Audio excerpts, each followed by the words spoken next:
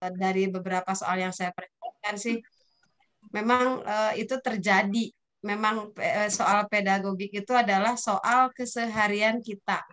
Andai kita tidak pernah memikirkan apa yang kita lakukan di kelas, tidak akan nyambung soal itu. Tetapi kalau kita biasa mengajar dengan sambil mikir, istilahnya sambil refleksi soal-soal pedagogik, itu keseharian kita gitu ya.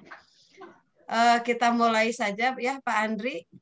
Boleh Bu. Mulai dengan nomor 1. Saya juga ini kaget karena biasanya Bapak Ibu saya itu kalau membimbing, menemani teman-teman guru bahasa Indonesia langsung ke itu ya Pak Andri ya, apa yang soal profesional juga ya ada ya, soal UP ya.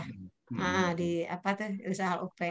Tapi mudah-mudahan yang pedagogis ini saya baca-baca tadi sih ya tidak jauh-jauh karena memang keseharian kita sebagai guru ya. Contohnya yang seperti ini. Nomor 1. Pada rancangan pembelajaran terdapat contoh kompetensi dasar. Nah, kita langsung pikirannya ke KD. Ya. Ketika ada KD, kita merancang pembelajaran berdasarkan KD. KD-nya apa? Rancangannya apa? Ketika ngomongin KD, maka diturunkan menjadi sebuah tujuan. Jadi KD itu modal kita untuk ngajar. Karena kalau kita mau ngajar harus ada tujuannya. Tujuan itu dititipi negaranya itu dalam redaksi kata di dalam kompetensi dasar. Nah, pada nomor 1 ini, rancangan pembelajarannya terdapat contoh KD yaitu mengidentifikasi jenis, sifat, dan fungsi bahan alam dari tanaman untuk produk karya seni rupa dan kriya. Sebetulnya lepas dari materi apa, kita perhatikan kata kerja operasionalnya, yaitu mengidentifikasi. Bapak Ibu kalau gaya banget mengidentifikasi ya, kalau mau disederhanakan itu sebetulnya artinya itu mengenali. Kalau bahasa Inggris itu identify itu mengenali. Jadi pada taraf yang sangat awal. Tahu lah gitu ya kalau bahasa lebih sederhana. Jadi kompetensinya adalah tahu apa yang diketahui. Lah di sini ambil contohnya ya seni rupa dan kriya, apa mungkin seni budaya ya. Ini ada yang bocor ya Pak. Oh, lah kok bocor ini piye cetak gede kok? Apa siapa? Oh iya. Nah, kata mengidentifikasi ini sebetulnya kata KKO yang paling rendah, paling bawah ya. Kalau sederhananya yaitu mengenali, tahu lah gitu ya, kayak tadi saya bilang tahu. Tahu apa? Kalau di sini kebetulan tahu jenis, sifat, dan fungsi bahan alam dari tanaman untuk produk karya seni rupa dan kriya. Jadi kata identifikasi itu harus menjadi tujuan Bapak Ibu saat ngajar. Nah, Bapak Ibu ngajar apapun harus tetap melatih anak untuk mengidentifikasi. Nah, masalahnya mengidentifikasi itu indikatornya apa? Indikator itu apa sih? Penanda. Penanda bahwa anak itu sudah tahu atau penanda bahwa anak itu sudah bisa mengidentifikasi itu apa? Itu indikator namanya. Indikator itu penanda ya. Maka rumusan indikator yang bisa dikembangkan guru pada tingkatan kognitif mencipta yang tepat. Ini ada kata mencipta. Saya yang bingung ini sebenarnya dengan jadi di atas meminta C1 kan mengidentifikasi itu C1 ya. Iya. Tapi di bawah rumusan indikator yang bisa dikembangkan guru pada tingkatan kognitif mencipta. Bapak Ibu bingung nggak dengan soal ini? Bingung Bu. Kalau saya malah kenapa jadi apa namanya kontra jadi kontra ya. Kalau di jawaban, Bapak Ibu kalau kayak gini mau jawab apa?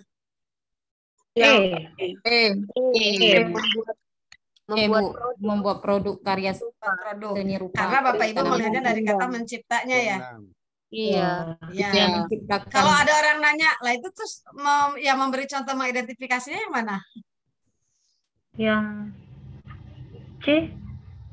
Kalau ciri mengidentifikasi yang mana? Kemampuan siswa itu mengidentifikasi. Indikatornya yang mana? Mengelompokkan. Mengelompokkan bukan mengidentifikasi. Mengelompokkan naik sedikit. Menjelaskan naik sedikit. Iya, menjelaskan. Menjelaskan naik sedikit, Bu. Bukan mengidentifikasi. Ah, iya, B. Jadi mengidentifikasi itu ditandai salah satunya dengan bisa menyebutkan fungsi, bisa menyebutkan jenis, bisa menyebutkan sifat, bisa menyebutkan salah satu. Kamu tahu nggak ini? Ya, coba sebutin. Nah, itu berarti dia sudah tahu. Kalau dia nggak bisa nyebutin, dia nggak bisa mengidentifikasi. Lepas dari soalnya ini pro kontra, saya hanya mengajak itu aja. Jadi ciri mengidentifikasi adalah salah satunya adalah dengan penandanya adalah menyebutkan.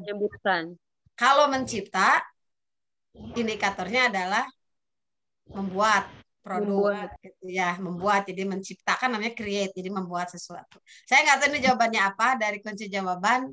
Yang pasti saya hanya ingin menemani Bapak Ibu untuk sama-sama melihat dua kata kerja yang cukup sering dipakai dalam taksonomi Bloom. Yang sering saya sesalkan yang ini, yang sering mengidentifikasi itu banyak yang nggak tahu apa sih mengidentifikasi. Mengidentifikasi itu mengetahui, hanya tahu. Kalau hanya tahu itu bisa hafalan doang. Ya, gitu aja ya. Saya nggak tahu jawabannya apa. Jadi sebetulnya yang mana juga Pak Andri. Kalau memintanya mencipta berarti E gitu. Kalau memintanya mengidentifikasi berarti B. Ya, ini nanti mungkin disesuaikan dengan pertanyaan nanti di soal yang real itu keluar itu seperti apa gitu ya. Mudah-mudahan bukan ya. Ini ya soalnya. Ya gitu. Karena ini yang saya dapat juga ini contoh yang memang keluar dari 2022 ini kemarin seperti ini. Cuman pedagogiknya umum. Kalau bayangan saya malah begini. KD-nya itu tinggi. Misalnya kalau di bahasa Inggris. Kompetensi dasarnya adalah membandingkan teks naratif.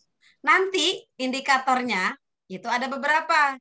Salah satunya indikatornya yang awal adalah mengidentifikasi. Gitu kalau bayangan saya. Jadi kalau kompetensi dasar itu jangan terlalu rendah. Kalau kita misalnya kelas 9 nih, kelas 7 aja deh. Ini semua guru bahasa Inggris bukan Pak Andri? Atau campuran? Campuran, Bu. Ini saya campuran. Ya. Ada, Bu. Bahasa Inggris ada juga. Sebetulnya kalau untuk memahami taksonomi Bloom bukan milik mata pelajaran tertentu ya.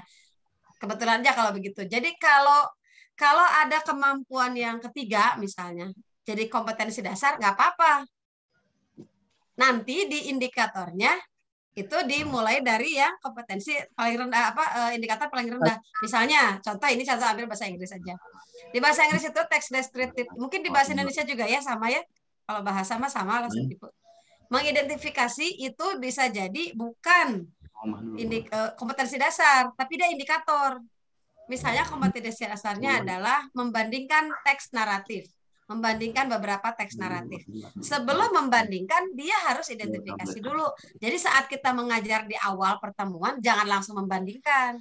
Orang membandingkan nggak mungkin bisa membandingkan kalau dia belum mengikuti pola mengidentifikasi, belum leveling gitu ya. Sama seperti kalau matematik. Orang matematik itu bisa memahami bagi-bagi. Apa sih bagi-bagi? Pembagian. Operasi pembagian ya namanya ya. 5 dibagi 1, 10 dibagi 3, misalnya gitu. Atau jangan 10 dibagi 3, nanti pusing lagi ya. 9 dibagi 3. Dia paham itu.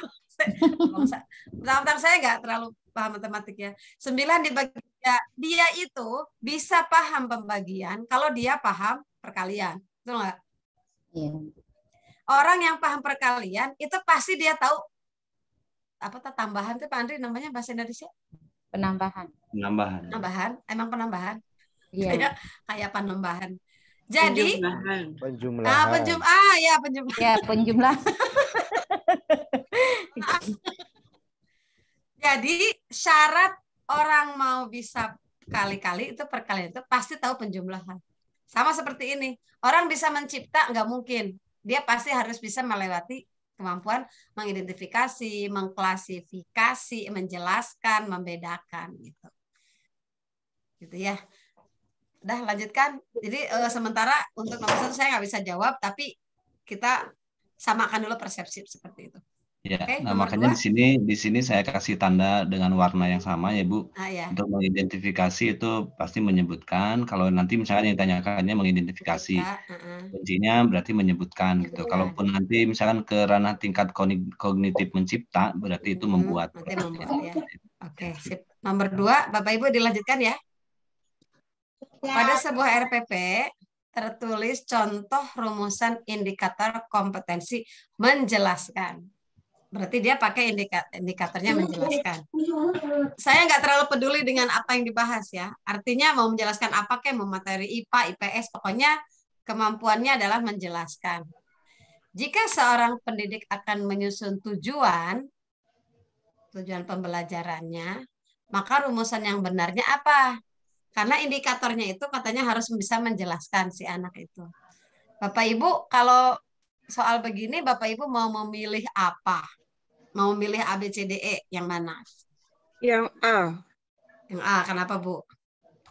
Karena di sini ada kata kuncinya menjelaskan kondisi operasi sistem. Jadi di pilihan A ini kan ada proses pembelajaran melalui praktik, siswa dapat menjelaskan kondisi dari operasi sistem ini. Jadi Ibu jawab A karena ada kata menjelaskan operasi sistem. Iya. Kalau begitu, Ibu harus jawab B. Karena ada kata itu sama. Yang C juga ada juga menjelaskan Bu. Ada dapat juga. Menjelaskan. Iya. Terus Berarti menjelaskan. gimana? Iya, semua ada. Kalau Itu. alasan milih A, karena ada kata menjelaskan kondisi operasi sistem dan komponen perangkat keras, itu B dan C juga ada, D juga ada. Ya, yang nggak ada cuman E ya, yang nggak ada kata menjelaskan. Jawabannya E. Kenapa Bu? Kenapa yang E Bu? B saya Bu. Kenapa Bu B? Yang B kenapa? Karena di situ kan untuk menjelaskan kondisi operasi sistem dan komponen perangkat keras. Nah itu yang B-nya itu kan sesuai Bu. Untuk setelah melaksanakan atau menggali informasi itu, dia dapat menjelaskan kondisi operasi sistem dan komponen perangkat keras secara benar. Yang dicarinya kan itu. Sekarang saya balikin ke Ibu. Kenapa Ibu nggak milih A? Yang A. Kalau A itu kan yang nganunya tuh ke komponen input dan outputnya. Iya loh. Tapi itu komponen perangkat keras kan Bu? D. B. Bu. Karena menggunakan apa itu loh Bu, A, B, C, D itu loh. Audien, behavior, conditioner, dan degree. Ibu Nurul, Bu siapa nih? Yang degree barusan. Iya Bu, Bu Nurul. Bu Nurul, menurut Bu Nurul mana jawabannya? E. Kenapa Bu? Karena saya berpedoman dengan prinsip ABCD itu Bu, audien, Ibu, behavior, sekarang biar teman-temannya bisa mengidentifikasi dari dari kalimat mana audiensnya? Yaitu setelah melaksanakan proses pembelajaran dan menggali. Audiensnya mana? Audiennya siswa ya Bu ya? Ada nggak siswa di situ? Nggak ada. Nggak ada. Siswa Ya. Yang Ibu sendiri memberikan alasan yang Ibu sendiri tidak bisa membuktikan. Ayo, mari kita perbaiki cara berpikir kita. Jadi bukan masalah apa jawabannya, tapi kok bisa sih jawabannya ke sana sampai sana. Gitu. Ya Bapak Ibu mau milih yang mana? Jadi nggak cuman kenapa itu jawabannya, tapi kenapa yang lain enggak. Tuh. Ayo, ada yang lagi soal ini jawabannya apa? B mungkin ya Bu ya. Ya. Kenapa B? Yang B nih, yang partai B dulu. Kenapa B? Karena ada metodenya, conditionnya adalah C Bu. Metodenya ada diskusi. Oke. Ya. Kalau Ibu mau milih D, pertanyaan saya kembali lagi kayak tadi. Kenapa Ibu nggak milih A? Menjelaskan. Karena di A nggak ada degree-nya. Degree-nya nggak ada. Degree-nya nggak ada. Oke. Iya. Kata Ibu memilih B karena nggak ada degree-nya. Oke. Yang lain ada yang mau pilih apa? Tetap B. Ya. Nah, itu maksud saya ya. Jadi Bapak Ibu itu ngejarnya jangan ngejar apa jawabannya. Tapi kok bisa sampai ke jawaban itu. Betul, tadi ada insight baru dari Ibu siapa tadi, saya nggak perhatikan satu-satu. Yang B itu memenuhi unsur ABCD. Ada A-nya, ada audiensnya, ada siswa. B-nya behaviornya apa? Apa Bu behaviornya di sini? Perilaku yang ingin dimunculkannya. Perilaku itu tidak selamanya dalam arti bergerak ya. Kemampuan apa sih yang diinginkannya? Menjelaskan kondisi operasi. Menjelaskan. Oke. Kalau saya lebih cenderung pada apapun pokoknya menjelaskan ya. Menjelaskan. Siswa itu audiensnya, behaviornya adalah menjelaskan. Jadi saat kita ngajar itu, gimana caranya supaya siswa di akhir pembelajaran kompetensi dasar itu tuh bisa menjelaskan. Jangan cuma jadi hiasan RPP si kompetensi itu. Nah, itu sudah B-nya. C-nya apa, Bu? Diskusi. Diskusi, ya. Jadi satu conditioning yang kita terapkan kepada siswa sehingga nanti si siswa itu ketika melewati conditioning itu mampu memunculkan behavior. Tadi behaviornya adalah menjelaskan. Yang keempat adalah D. D itu adalah secara benar. Degree ukurannya apa? Ukuran peraihannya apa? Benar. Ya, kalau misalnya IPS, ukuran peraihannya apa? Mampu menyebutkan 5 kota besar di Indonesia misalnya. 5 itu berarti degree jelas. Jadi jangan sampai kita ngajar ke siswa capaian si siswanya tuh nggak jelas. Kalau saya jadi siswa nih, saya harus bisa apa nih Bu sekarang? Jadi harus ada degree. Nah, itu benar sih Ibu tadi. Sekarang kita balikin. Yang C itu ada degree-nya ya. Kenapa enggak dipilih? Di sini enggak ada C. Nah, karena yang C enggak ada conditioning. Enggak ada C-nya, Bu. Iya, enggak ada C-nya. Di C enggak ada C-nya, bingung juga nih orang yang denger ya. Iya, Bu. C enggak ada C-nya. Di pilihan D kenapa enggak diambil sebagai pilihan jawaban? Enggak ada A-nya. Enggak ada A-nya. Enggak ada D-nya, Bu. Enggak ada D-nya. Gitu. Jadi Bapak Ibu seperti itu menganalisanya. Oke? Kalau ada pertanyaan disimpan dulu nanti ya. Kita lanjutkan nomor 3. Bu, berarti jawabannya yang nomor 2 itu apa, Bu? E ya? Apa kesimpulannya? Berarti aku ambil kan B. bayar. Kesimpulannya, Bapak Ibu, saya sampaikan, saya tidak akan jawab kalau ada yang nanya ketinggalan. Bu, tadi jawabannya apa? Enggak, saya nggak akan jawab. Saya minta Ibu Bapak ngikutin prosesnya. Nanti kesimpulannya, oh berarti, nah itu muncul keluar sendiri. Yaudah ya, next, nomor 3. Sadis ya, biarin. Aku lakukan ngetekannya. Pada saat menyusun perencanaan pembelajaran, pokok materi tentang unggas, seorang guru merumuskan tujuan pembelajaran agar bisa mendefinisikan. Nah, Bapak Ibu, mendefinisikan, kemudian mengelompokkan. Mengelompokkan harusnya kayaknya 2. Membedakan. Nah, ada yang geser-geser. Oh, kirain apa? Kirain mata saya yang aneh. Jadi Bapak Ibu fokus pada kata-kata operasional ya, kata-kata intinya. Lepas dari materinya unggas, mau materinya tentang IPS, mau apapun. Lihat, pada saat menyusun perencanaan pembelajaran, pokok materi anu, nah gitu ya. Guru merumuskan TP-nya adalah agar siswa dapat mendefinisikan anu. Tapi ki wajib ngei, soalnya ditagih terus. Apa itu? Apa? Diwara-wara kan bawa dinaiki mau kok. Bu Ayu. Bu. Nah, jadi lupa saya. Jadi pada saat menyusun perencanaan pembelajaran, pokok materi tentang A, guru merumuskan TP kan. TP-nya itu adalah siswa bisa mendefinisikan, bisa mengelompokkan, dan bisa membedakan. Mendefinisikan itu, mengelompokkan itu, dan membedakan itu. Itunya mah apa aja. Pilihan strategi pembelajaran untuk menjelaskan materi tersebut, yaitu strategi pembelajaran deduktif. Bapak Ibu, deduktif yang seperti apa?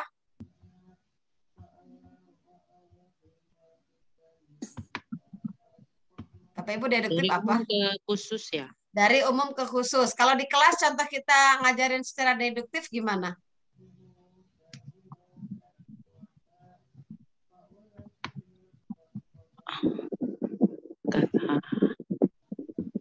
Ayo, bagaimana? Bapak Ibu sering ngajarin secara deduktif? Enggak. Kalau lawan dari deduktif apa? Selain deduktif ada apa? Strategi apa? Namanya. Ada deduktif, ada Deduktif, ada induktif.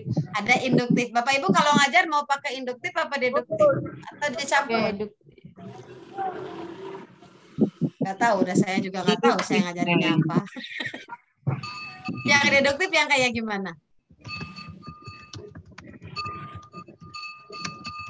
Yang induktif yang kayak Yo. gimana? Bagaimana, Bu? Coba dijawab.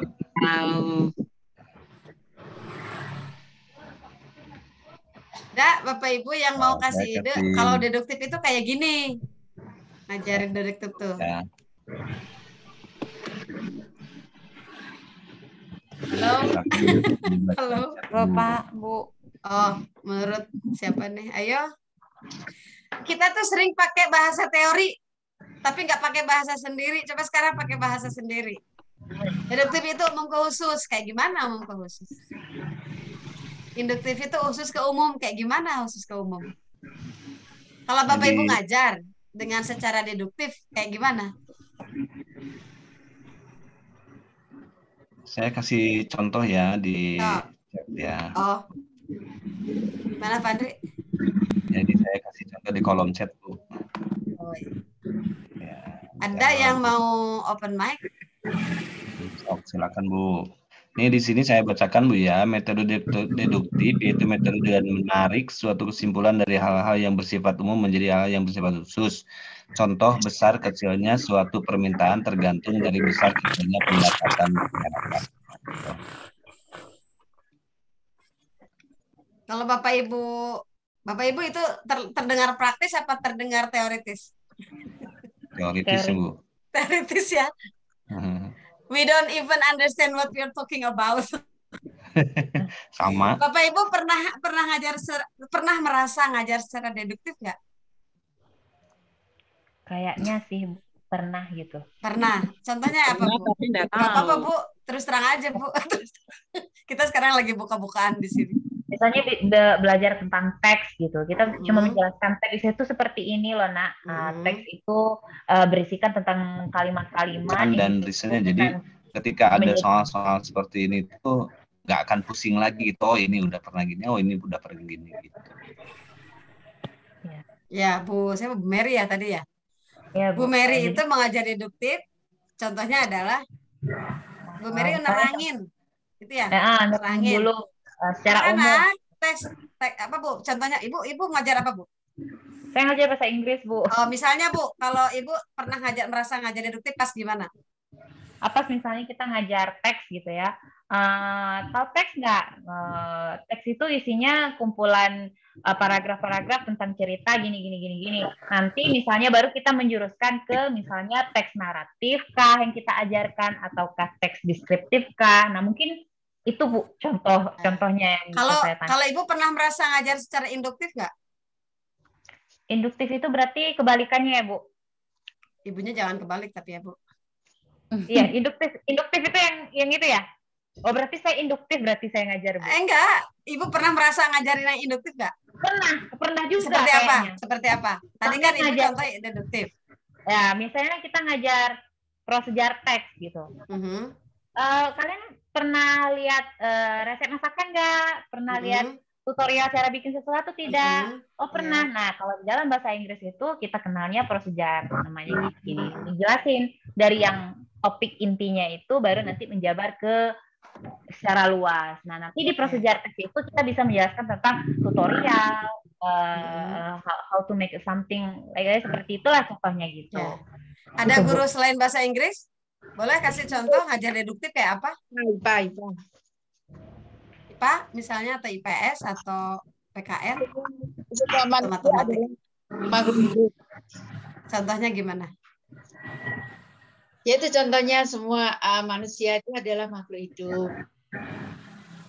Itu deduktif induktif Bu? Induktif. Kalau deduktif. Ibu pernah merasa mengajarkan secara induktif? Mengajar secara induktif?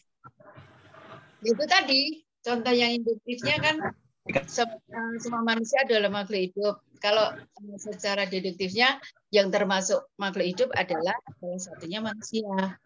Oh, nggak kebalik ya? Itu saya yang balik.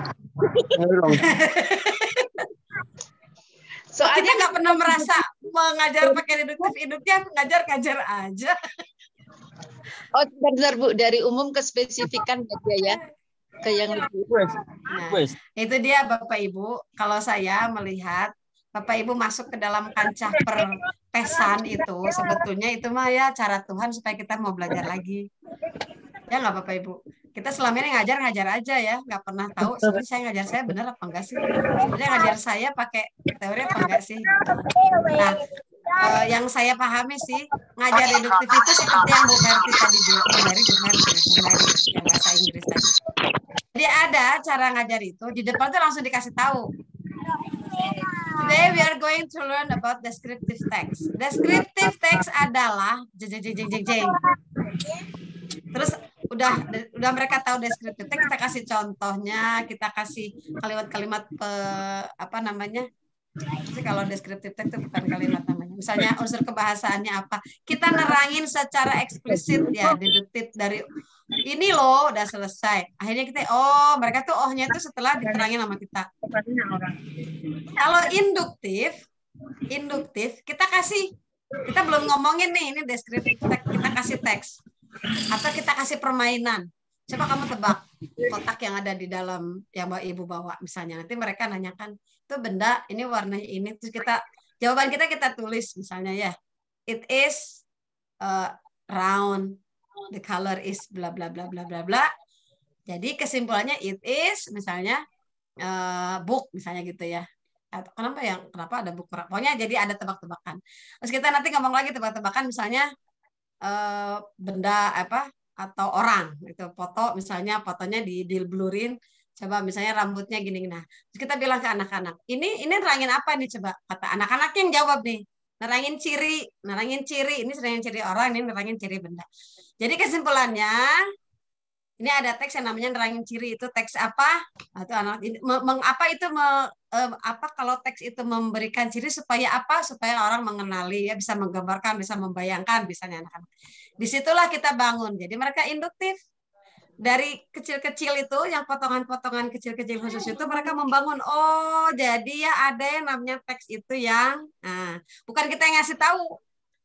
Teks deskriptif adalah bukan, tapi mereka mengambil kesimpulan setelah dikasih beberapa contoh, sama dengan yang contoh procedure teks tadi. Itu induktif. Kalau yang deduktif itu yang paling banyak guru lakukan, menurut saya paling seringnya deduktif.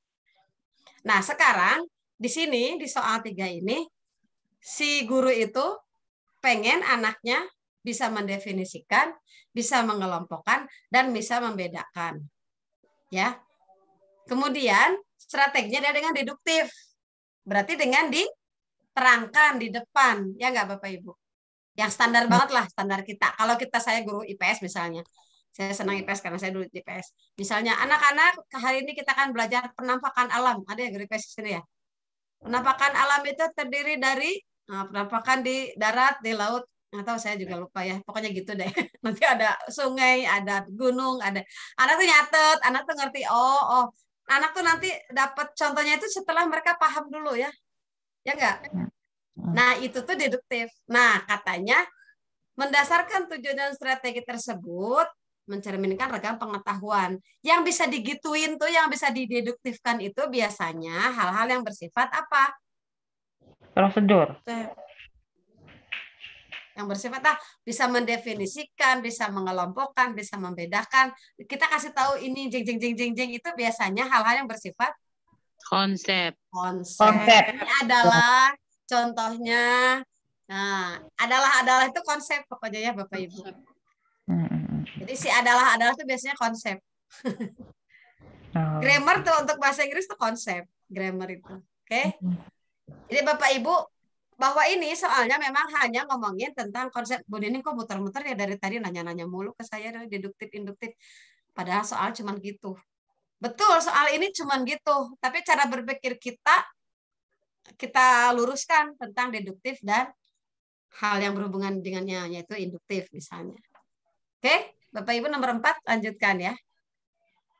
Perencanaan pembelajaran yang menekankan pada proses keterlibatan peserta didik secara penuh untuk dapat menemukan materi yang dipelajari dan dihubungkan dengan situasi kehidupan sehari-hari, mendorong peserta didik dapat menerapkan dalam kehidupan mereka. Strategi pembelajaran yang tepat itu apa? Discovery. Discovery. Kenapa, Bu? Kontekstual. Kenapa, Bu, discovery? Karena anak menemukan materi yang dipelajari dan dihubungkan dalam situasi sehari-hari. Bu itu siapa? Kenapa kontekstual? Bu siapa? Yang tadi jawab kontekstual kenapa? Bu. Karena menemukan, kemudian itu di dalam kehidupan sehari-hari. Bu Mary juga memilih discovery karena ada kata menemukan ya, Bu? Iya, Bu. Iya. Jadi apa dong sebetulnya jawabannya? Alasannya sama-sama dengan kata menemukan. Kalau Bu Christine lihat jawabannya, Bu. Karena discovery itu anak mencari dan menemukan. Ya, Bu Christine lihat kunjau nggak? Iya, Bu. Ya, saya lihat, saya tadi jawab sendiri, terus saya lihat kunci jawaban. Sebelum saya lihat kunci jawaban, saya orang yang sering ragu antara inquiry sama discovery. Jadi saya googling dulu discovery sama inquiry sebelum saya lihat jawaban. Dan kata kuncinya adalah pada kata, kalau inquiry itu mencari. Kalau discovery itu menemukan. Saya akhirnya memilih nomor 4 adalah D. Saya juga nggak tahu kenapa jawabannya jadi E. Kalau di Kunjau ya Pak Andri, di Kunjau itu kontekstual.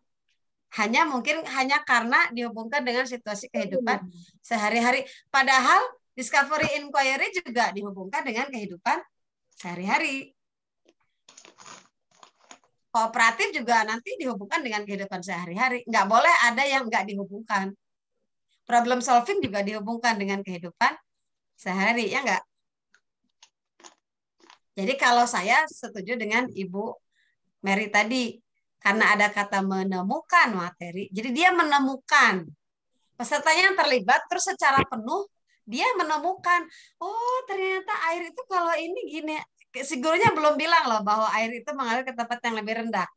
Tiba-tiba si guru bilang, coba kamu kucurkan air, misalnya guru IPA ya, coba masukkan air ke tempatnya misalnya agak dimiringin dikit. Apa yang terjadi? Itu mereka discovery, bukan diterangin ya nggak? Oh, air itu mengalir ke tempat yang lebih rendah. Itu kalau saya waktu SD itu saya nyatet itu, bukan nemuin sendiri. Air, sifat air. Betul nggak? Yang angkatan saya dulu. Angkatan saya tahun berapa? Jadi ciri-ciri makhluk hidup. 1, peka pada rangsang. Saya ingat betul itu. Padahal saya nggak ngerti juga itu apa peka pada rangsang. Terus saya catat aja. Saya tidak menemukan itu, saya dikasih tahu sama guru, sama buku. Nah, kalau discovery, mereka menemukan sendiri. Oh, Bu, air itu mengalir ke tempat yang lebih rendah ya? Itu kan teori, tapi dia menemukan sendiri setelah tadi melihat itu, mengobservasi ada air yang dikucurin, kok tiba-tiba pada ke bawah semua gitu. Jadi kalau saya sih nomor 4 cenderung discovery. Tapi nggak tahu nih kunci jawabannya dari siapa, Pan. Tapi boleh mungkin ada yang memberikan pendapat lain kontekstual karena apa? Ya mungkin kalau yang kontekstual itu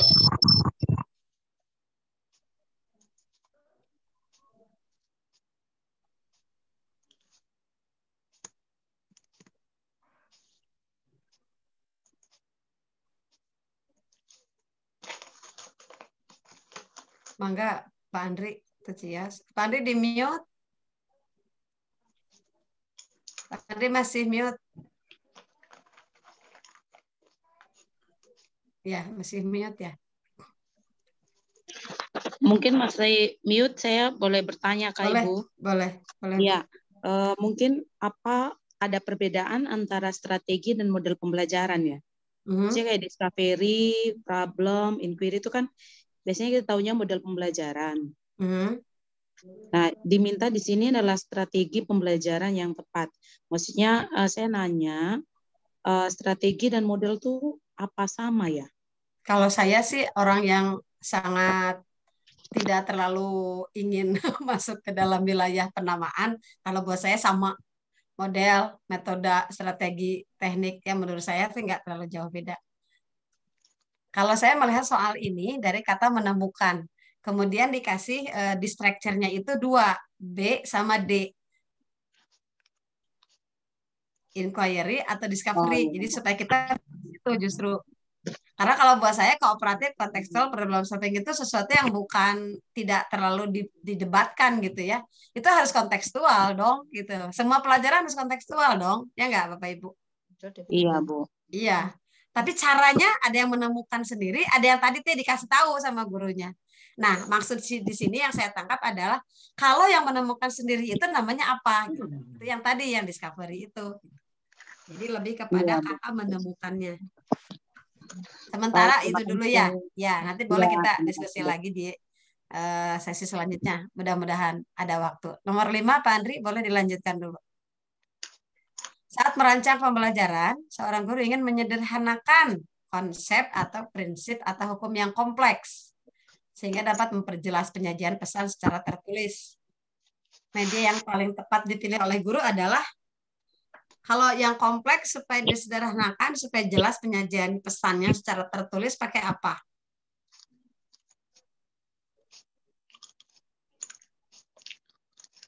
Jadi misalnya nih kalau bahasa Inggris ada Bagan. Ya pakai bagan ya. Kalau bahasa Inggris misalnya ada istilah apa tuh nanti struktur teks ya. Struktur teks ada 3, 1 di teks deskripsi ada 2, identification sama description. Anak tuh bengong gitu ya.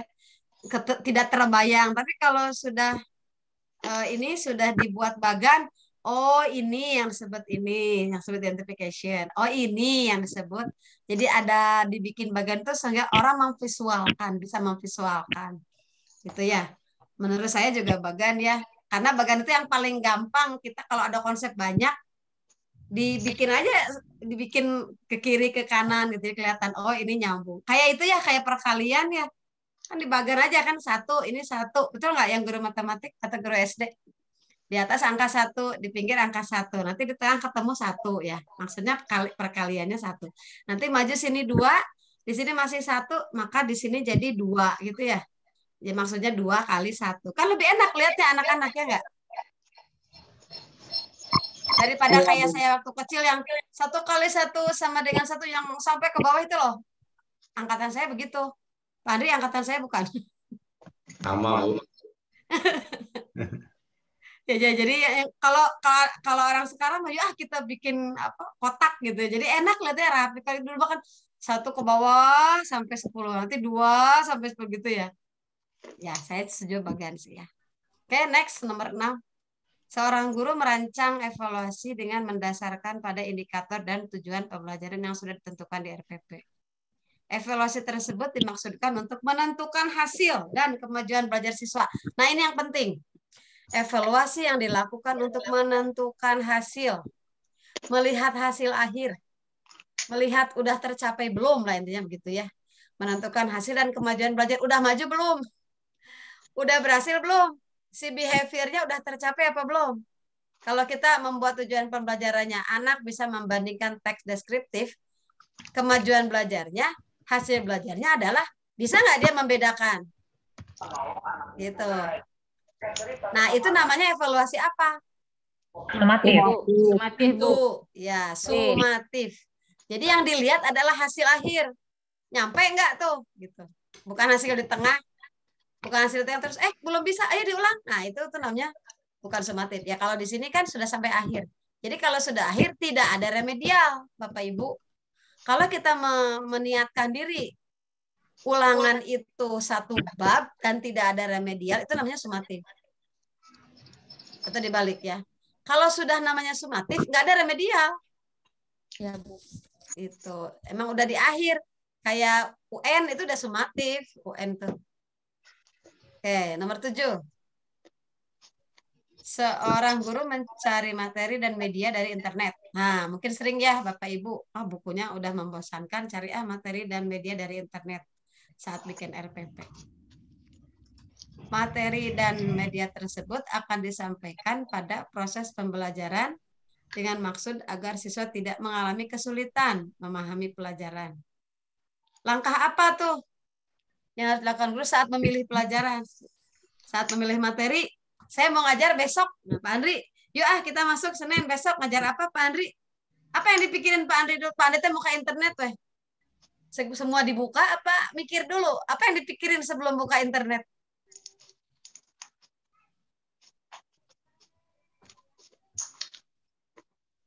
Sesuai tidak? Ya, apa yang kita lakukan sebelum kita nyari di internet materi dan media? Mengidentifikasi aspek-aspek yang terdapat dalam kompetensi inti. Ya, jadi Bapak Ibu harus tahu dulu besok itu kompetensi dasar apa yang mau kita ajarin.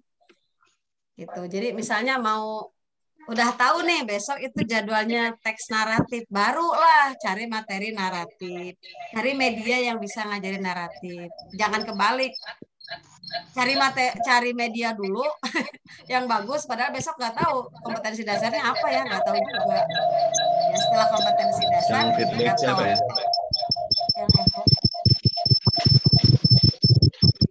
Baik ya. Bu Eva, bukan. Mungkin yang hostnya bisa membusukkan yang bising. Apa Bu? Pak Anggrek, Bu Anggrek, embenging. Bahasa mana nih Pak, embenging? Ya, jadi Bapak Ibu, sebelum Bapak Ibu ngoprek YouTube, sebelum nyari buku panduan, sebelum nyari apa-apa, Bapak Ibu harus yakin dulu, hari besok tuh saya ngajar apa, kompetensi dasarnya apa, indikatornya apa. Karena begini, kompetensi dasar membandingkan teks deskriptif, itu kan KD ya. Bapak Ibu besok mau ngajar, kan nggak mungkin langsung membandingkan, betul nggak? Pasti mengidentifikasi dulu, ya. Mengidentifikasi teks deskriptif tentang benda misalnya. Barulah nyari materinya gimana ya, medianya gimana ya. Nanti pertemuan kedua baru membandingkan misalnya. Jadi saya sih tidak terbayang pertemuan 1 80 menit anak langsung bisa membandingkan teks deskriptif. Jadi saya sering lihat YouTube itu suka aneh. Kok bisa ya satu pertemuan beres naratif teks, hebat banget ya. Kalau anak saya mah boro-boro. Saya kemarin Pak Andri di YouTube saya teks recount itu 9 sesi ya saya buat. Itu belum selesai, belum kenulis. Baru sampai pada reading comprehension. Jadi belum mengacu kepada nulisnya. Jadi udah kepotong bulan puasa. Ya itulah hebatnya guru-guru yang lain. Ya maksudnya hebat banget ya, satu pertemuan langsung selesai naratif teks dan langsung bisa evaluasi gitu. Itu kebayang ya. Kalau saya itu Bapak Ibu 1 bulan itu teks itu aja, karena kan ada unsur kebahasaannya, ada fungsi sosialnya, ada struktur teksnya, ada listeningnya, ada readingnya, ada speakingnya, baru writing ya terakhir. Mau writing dulu boleh, baru speaking. Ya, jadi nomor 7 itu betul yang Bapak tadi bilang, mengidentifikasi aspek yang terdapat dalam kompetensi inti, kompetensi dasar, dan indikator.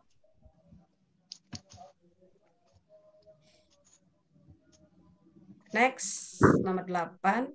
Dengan mencermati silabus, seorang guru akan merancang pelaksanaan RPP,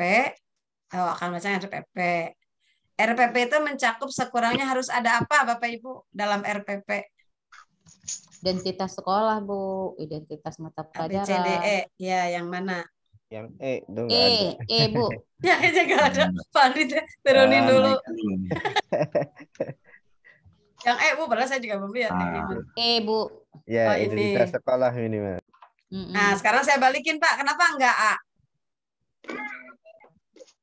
Enggak ada identitas sekolah, Bu. Enggak ada identitas. Kenapa enggak B? D enggak ada identitas sekolah. D enggak ada identitas. C? Enggak ada identitas sekolah, Bu. D? Enggak ada juga tujuan pembelajaran. Enggak ada identitas sekolah juga. Jadi buat Bapak Ibu yang penting identitas sekolah.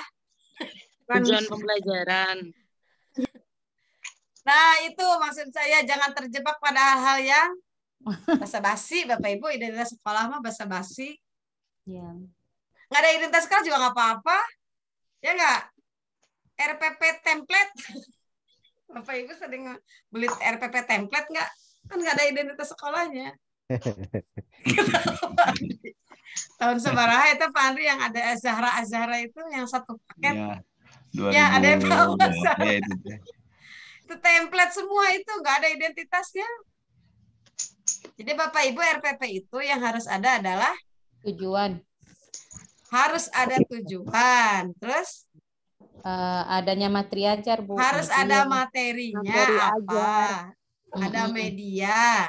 Ada metode ada sumber, pembelajaran. Ada metode. Iya, harus ada metode. Nah, yang kayak ada metodenya enggak? Ada penilaian. Ada penilaian, ada langkah. Ada langkah. Kalau kata dosen UPI itu sebetulnya cuma 3 intinya mah, yang wajibnya mah 3A katanya. A-nya ada 3. Aim, kemudian activities, sama assessment. Kalau kata Pak Fazri dosen UPI itu intinya RPP itu cuma 3 wajibnya mah. Tujuan, langkah, activity, ya aktivitasnya, sama penilaian. Iya, sebetulnya mah intinya mah itu katanya. Kalau ada RPP nggak ada tujuan ya bukan RPP. Kalau RPP nggak ada identitas ya biarin, nggak apa-apa. Nanti kan jadi template ya dijual seluruh Indonesia. Tapi harus ada tujuan, harus ada langkah, harus ada penilaian. Nah, yang A itu ada tujuan, ada materi, ada model, ada metode, komplit amat ya, pusing jadinya. Tapi apa yang nggak ada? Langkahnya nggak ada, ngapainnya nggak ada. Mereka ngapain? Nggak ada di situ ya. Ya bukan RPP namanya dong. Nomor B, apa yang nggak adanya? Langkahnya juga nggak ada, ompong dia. Yang C, apa yang kurangnya? Tujuannya malah nggak ada juga ya. Tujuannya nggak ada, Bu. Yang C, nggak ada tujuan. Langkahnya ada, tujuannya nggak ada. Pelangkah semua, tujuannya nggak tahu kemana, terus muter-muter ya di kota itu. Nggak sampai-sampai nanti. Yang D, nggak ada apa? Yang D ada semua. Tujuan, materi, model, media, sumber, langkah, penilaian.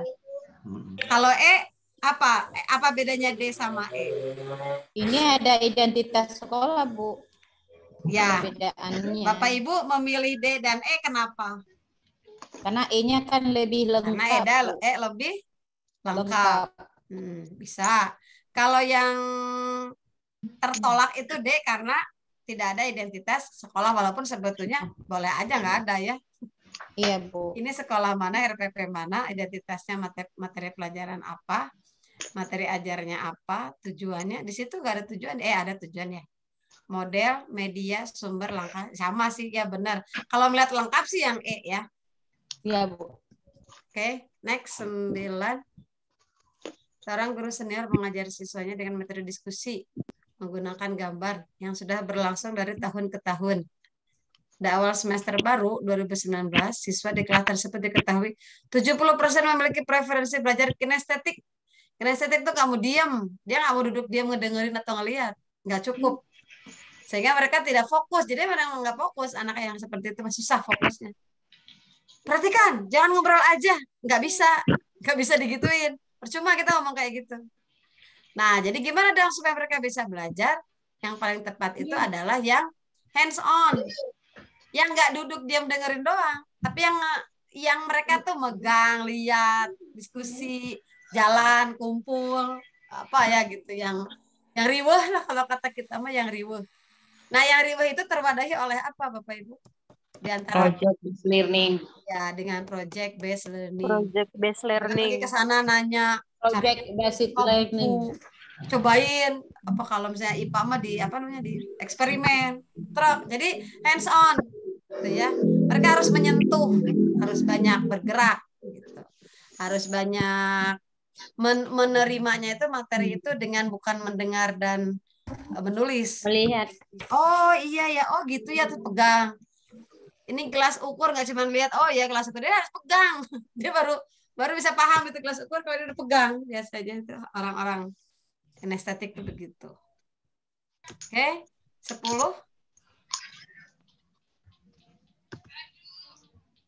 Di sekolah seorang guru menuliskan beberapa aturan seperti dilarang menginjak rumput dan mencoret meja. Pembiasaan ini untuk kecerdasan apa? Meningkatkan kecerdasan apa?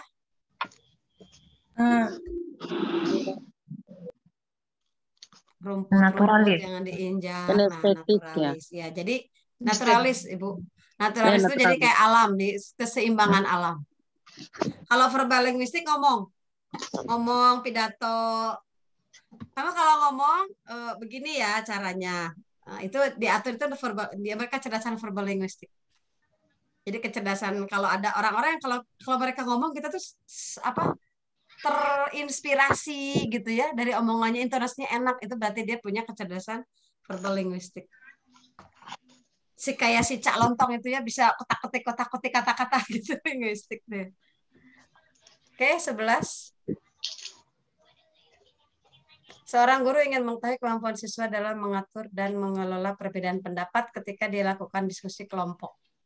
Guru tersebut membuat lembar daftar cek dalam bentuk skala yang harus diisi oleh siswa untuk menilai teman kelompoknya. Jadi penilaian otentik holistik yang dapat dipilih oleh guru tersebut adalah, Bapak Ibu pilih yang mana? Penilaian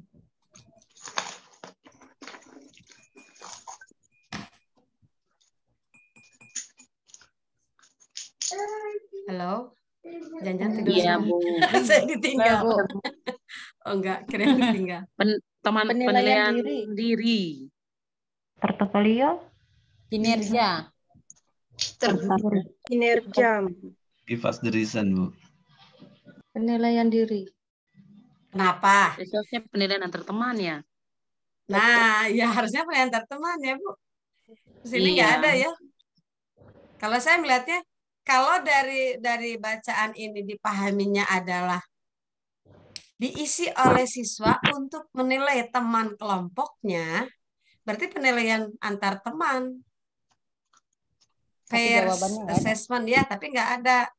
Dilihat itu sama saya, dilihat di lembar itu apa Pak Adi namanya teh, kunci jawaban. Si kunci jawaban itu bilangnya penilaian kinerja. Hanya karena beralasan ada daftar cek. Saya sih rada keberatan kalau daftar cek doang jadi alasan untuk memilih A. Kalau di bahasa Inggris, penilaian kinerja itu kalau bahasa Indonesia kan penilaian kinerja, kalau bahasa kan performance test ya. Performance test. Kayak orang speaking. Speaking, dia itu menampilkan kemampuan dia bicara atau berpidato kalau bahasa Indonesia. Nanti ada daftar checklist misalnya, pronunciation-nya good. Nanti misalnya originalitasnya excellent. Intonation-nya misalnya excellent. Itu kinerja dan itu tidak harus selalu sama teman, bisa sama kita. Gitu. Tapi kalau melihat ini, keseluruhan pemahaman saya sama dengan Ibu tadi. Ini kan diberikannya ke siswa. Siswa yang menilai temannya. Jadi harusnya ada penilaian antar teman. Jadi bingung ini. Kalau dia berpendapat hanya sekedar daftar checklist, nggak harus sama teman, sama kita. Bisa. Gitu. Ya Bapak Ibu ya, lepas dari ini soal ini benar atau salah, pemahamannya seperti itu. Pemahamannya adalah penilaian kinerja itu bisa berbentuk daftar checklist, bukan wajib, dan itu juga dilakukan biasa sama guru, dipenuhinya. Bukan sama temen. Masa temennya tahu pronunciation yang bagus kan belum tentu tahu ya. Kalau guru bahasa Inggris nih misalnya, pronunciation-nya benar apa enggak? Kan temennya mah belum tahu, nggak tahu yang benar tuh yang gimana gitu ya. Walaupun ada yang tahu kan, tapi masa iya kita kasihkan ke anak-anak. Tapi kalau temennya itu diskusi, berbeda pendapat, dia ngomong loh, si temennya tuh sebelahnya, oh si ini ngomongnya banyak. Kita kan nggak mungkin datengin ke setiap kelompoknya satu-satu ya. Nggak mungkin ke setiap kelompok satu-satu dengerin ngomong. Nanti kita dengerin kelompok ini, yang sana nggak kedengeran dong. Makanya kita bilang ke anak-anak gitu, kamu menilai teman kamu di kelompok. Saya sih pernah melakukan itu, jadi tahu kenapa saya bisa ngomong kayak gini. Jadi si anak itu menilai itu si ibu, si ini Bu banyak ngomongnya. Bukan banyak ngomongnya dalam arti bercanda ya, yang oh iya dia kasih pendapat, oh dia kasih saran, dia kasih ngerjain, nerangin ke teman-temannya gitu. Nah, ini ada pendapat Ibu.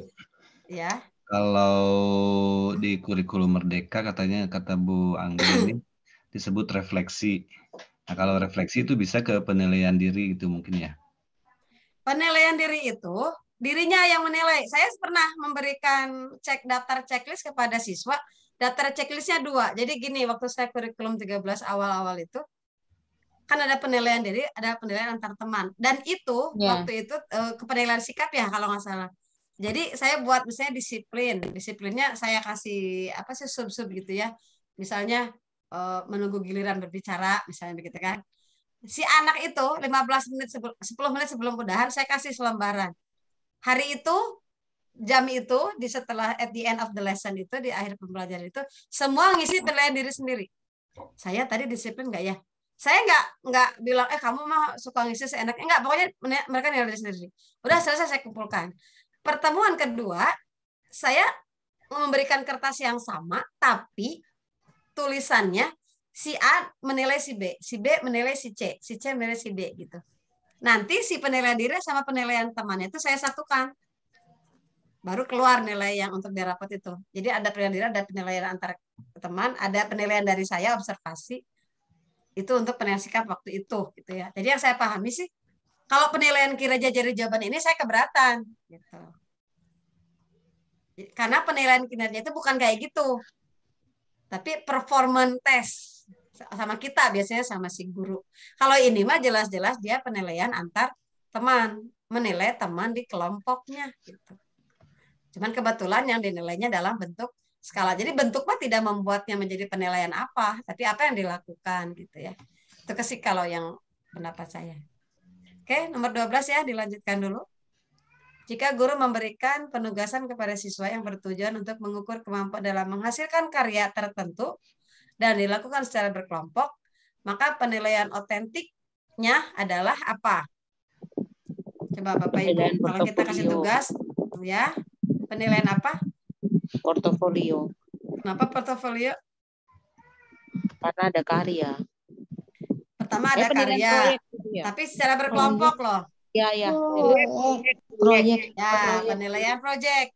Karena proyek biasanya dilakukan secara berkelompok. Karena penilaian proyek itu yang dinilai bukan sekadar karyanya, tapi juga prosesnya dan kolaborasinya.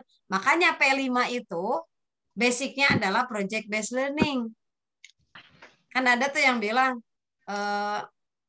P5 itu tidak harus selalu berbentuk produk. P5 itu tidak selamanya menghasilkan karya. Kalau kata saya, P5 itu basisnya adalah project based learning. Dan project based learning itu adalah satu pendekatan pembelajaran yang harus menghasilkan karya sebagai solusi dari sebuah masalah yang dimunculkan di depan. Tapi karya yang dimaksud jangan selalu berpretensi terhadap benda. Nah, itu yang mungkin sekarang jadi salah kaprah. Ketika kita bilang menghasilkan karya, itu harus selalu yang kayak IPA ya, mesin ini air atau apa alat. Enggak. Bapak Ibu kalau anak-anak menyanyikan lagu daerah, medley misalnya, untuk memecahkan masalah tidak mengenal kebudayaan daerah, itu kan karya. Karyanya adalah paduan suara menyanyikan medley lagu daerah seluruh Indonesia. Itu karya loh. Jangan berpikir kalau itu bukan karya. Dan itu bisa menjadi proyek P5. Jangan berpikir kalau karya itu harus selalu yang ada bendanya, menghasilkan seperti IPA, ada alat penjernih air. Tidak harus selalu berbentuk benda karya yang dimaksud. Ya. Seminar atau apa tuh yang pemilihan ketua kelas, itu kan karya. Mereka bikin panitia pemilihan kelas, pemilihan KM, atau pemilihan OSIS, itu karya loh itu. Makanya dibuat project based learning, makanya bisa jadi P5, ya enggak? Gitu. Jadi secara berkelompok, dan itu secara berkelompok, kolaborasi, nggak mungkin dia bisa melakukan itu, memecahkan masalah itu kalau tidak berkolaborasi dengan anggota kelompok. Maka penilaian di situ itu namanya penilaian project. Gitu. Oke, next 13. Pada akhir pembelajaran siswa diminta mendemonstrasikan, perform ya di sini. Tugas belajar yang diberikan guru dengan tujuan agar siswa mengaplikasikan kemampuan keterampilan. Nah, gitu. Nah, instrumennya apa? Nah, baru tadi saya ngomongin kan. Contoh dia perform pidato, contoh dia perform storytelling, contoh dia perform mendramakan apa? Kemerdekaan Indonesia. Nah, itu ya yang spesifik. Kalau saya suka lihat guru IPS tuh suka drama kemerdekaan, drama detik-detik proklamasi. Itu kan mendemonstrasikan tuh ya. Nah, itu berarti pakai apa kita menilainya? Checklist. Itu kan benar ya. Kita kan lihat, oh si ini suaranya lantang gitu ya. Terus kalau bahasa Inggris prosesnya benar, checklist gitu. Bukan suruh pilihan ganda. Kita yang men-checklist itu kan. Atau nanti teman sekelompoknya bisa coba kamu perhatikan teman kamu lantang atau tidak. Bisa. Jadi disatuin nama kita. Jadi nyambung ya sama soal yang tadi ya. Perform test ini tuh namanya, perform test itu kinerja. Tapi bukan berarti bahwa yang sama teman itu selalu, kalau yang daftar cek selalu perform, tidak juga. Bisa saja sama kita sendiri, enggak sama temannya. Oke, 14. Sebagian siswa mengalami kesulitan menjawab tes soal pilihan ganda yang disusun oleh guru. Disebabkan materi dalam soal sebagian belum dipelajari. Atau ngapain dibuat soalnya kalau belum dipelajari? Karena materi tersebut seharusnya diberikan pada pertemuan sebelum berikutnya. Seharusnya guru kalau nyusun soal pilihan ganda harus apa? Gimana? Sesuai indikator. Sesuai indikator. Terus kenapa enggak B? Ini semua juga harus ya. Semua juga ciri-ciri soal. Tapi kalau melihat pada aspek materi, maka soal harus sesuai indikator. Sesuai indikator. Jangan sampai ngajarinnya teks naratif yang keluar teks report gitu. Nah, indikatornya kan membandingkan. Kenapa jadi disuruh membuat? Nah, jangan sampai begitu. Ini contoh nih, saya yang suka dosa banyak dosa ya. Kita baru ngajarinya Bang identifikasi teks naratif, tapi sudah suruh anak buat nulis teks naratif, padahal belum diajarin. Iya, karena kita nggak lihat indikatornya. Karena RPP saya RPP Kopasan, jadi nggak nyambung antara saya ngajar sama yang di RPP. Indikator kemana, saya ngajar kemana, tesnya kemana. Ya, jadi memang kalau dari segi materi harus sesuai indikator. Hasil penilaian 15. Hasil penilaian akhir yang dilakukan oleh guru diketahui beberapa siswa telah memenuhi ketuntasan, tapi ada yang belum. Maka guru harus gimana nih? Berikut pemanfaatannya. Kecuali. Nah, kalau udah selesai tuh, guru jangan apa, yang nggak perlu apa. Setelah selesai itu harus gini. Kecuali apa? Menyusun laporan selesai penilaian. Menyusun laporan harus, kan nanti dikasihkan ke wali kelas. Ini hasil. Kalau di Kunjau mah nomor D ya, mengadministrasikan. Mengadministrasikan belum tentu dilaporin loh itu. kita penuh tuh nilainya, banyak nilai PTS-nya di kita, tapi nggak dikasihkan ke teman wali kelasnya apa ke admin sekolah. Ngapain kita administrasikan? Kan kita maksudnya menyusun laporan. Ini Bapak wali kelas hasil bahasa Inggris kelas 9A. Ini nilai. Itu kan menyusun laporan dikasihkan. Kalau cuma diadministrasikan doang nggak percuma gitu. Ya, jadi yang D. 16. Menerapkan berbagai pendekatan dan teknik yang menarik, mengintegrasikan teknologi merupakan kompetensi inti pedagogik. Jadi guru yang kayak gitu tuh kalau apa dia tuh kalau menguasai apa? Dia macam-macam pendekatannya, nggak satu, nggak deduktif aja, nggak induktif aja, nggak ceramah aja, tapi cari lagi, cari demonstrasi, cari project based learning, cari apa, cari ini. Karena dia paham apa? Karakteristik peserta didik. Ayo. Menerapkan berbagai pendekatan karena dia paham apa? Teori belajar dan prinsip pembelajaran. Dia paham teori belajar. Prinsip belajar. Ini anak-anak saya ini katanya kalau dikasih stimulus, berarti pakainya behavioris ya, cobaan. oh anak-anak saya udah pada bosan nih, katanya kalau 10 menit pertama dia tahu prinsip pembelajaran, dia tahu teori belajar, teori konstruktivisme dia tahu discovery learning. Berarti jangan saya ngomong, suruh mereka nyari sendiri. Itu berarti dia tahu teori kan? Maka dia pakai di strategi pembelajaran gitu.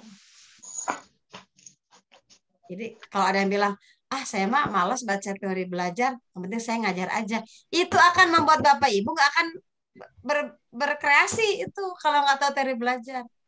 Betul nggak Bapak Ibu? Kalau nggak Bapak Ibu nggak tahu teori-teori pembelajaran, nggak tahu prinsip-prinsip pembelajaran, kan ngajarnya gitu-gitu aja ya. Monoton kan? Karena nggak merasa ada yang harus di-upgrade. Tapi coba kalau mengikuti, sekarang ternyata ada yang terbaru loh, differentiated learning. Kayak gimana sih? Akhirnya ketika sudah paham, diturunkan kan di kelas. Betul nggak? Langsung dibikin beda-beda. Nih kalau kinestetik anaknya diginiin, kan gitu ya. Karena apa? Karena tahu ada prinsip pembelajaran baru. Terbaru itu, yang sekarang di Kurmer itu differentiated instruction ya, atau differentiated learning gitu. Oke, 17. Teori ini memandang belajar tuh. Kalau ada yang gini, aduh teori ini saya malas. Jangan malas baca teori, karena itu nanti membuat kita jadi pengen praktekin yang berbeda. Teori ini memandang belajar sebagai hasil dari pembentukan hubungan antara rangsangan dari luar dan balasan dari siswa. Jadi ada stimulus, ada respon. Semakin sering hubungan rangsangan dan balasan terjadi, makin kuatlah keduanya. Jadi law of exercise. Itu teori apa? Kalau ada stimulus respon, teori behaviorisme. Iya. Next, 18. Dalam proses pembelajaran, para siswa dihadapkan dengan situasi di mana ia bebas mengumpulkan data, membuat hipotesa, mencoba, mencari dan menemukan keteraturan, generalisasi, ya.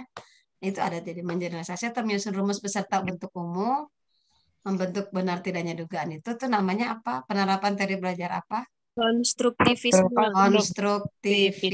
Dia mengkonstruk sendiri. Kayak tadi. Coba kamu kucurin airnya ke atas busa. Kok jadi nyerap? Berarti busa itu, gitu kan ya. Coba kamu pegang kayu, dekatkan dengan api, kok nggak panas ya? Coba kamu pegang sendok, dekatkan dengan api, kok panas ya? Nah, mereka kan nyimpulin sendiri. Oh, kalau bahannya yang kayak sendok itu dari aluminium, berarti dia konduktor ya, apa sih namanya kalau orang IPA? Saya jadi apa? Konduktor. Itu jadi konduktor gini ya. Konduktor ya. Kalau api mah bukan konduktor ya, apa gitu kan namanya.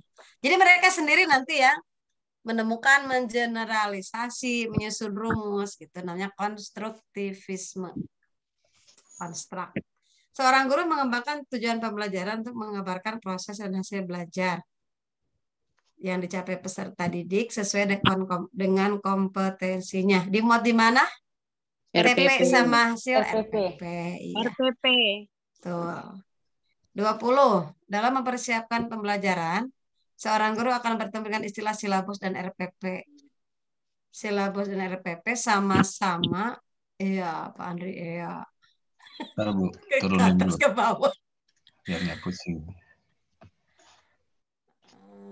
Silabus dan RPP sama-sama sebagai rencana. Bedanya apa, Bapak Ibu? RPP sama silabus bedanya apa?